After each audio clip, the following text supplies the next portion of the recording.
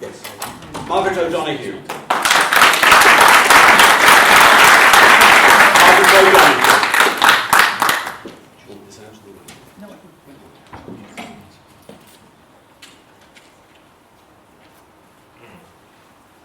What do we do with the gift?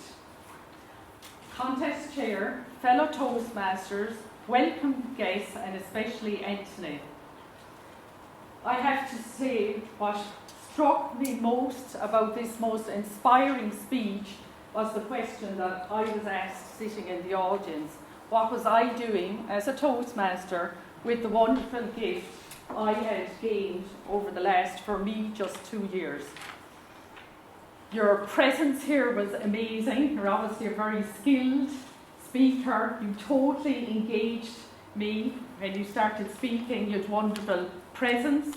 Your gestures were really great, and I loved the structure. You brought me particularly on an emotional journey using 3 stories: the wedding, the poor boy in Ghana, and then Millie, who wrote the letter, which was absolutely brilliant, to Mr. Grady.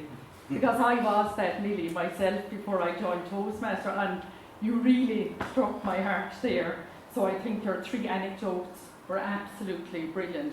You had great use of very humour. It was very slight, but you engaged us every so often. I loved the message. What I would recommend is maybe a pause before the end and a much more powerful ending. But overall, you were absolutely an amazing speaker. What I really liked about you was the language you used to describe the shyness, because I was that shy person, and the shy gazelle in the forest was me before I joined Toastmasters. So I actually you really engaged me, and your story was really full of empathy. You really engaged us there, and I got that feeling of going from that gazelle to a really confident, coherent person. And for me, I now have to take your message, which was really clear and powerful today, which is to go out and to share the gift that I am so delighted to have, and that you so well put into words today and take it away and share it with other people.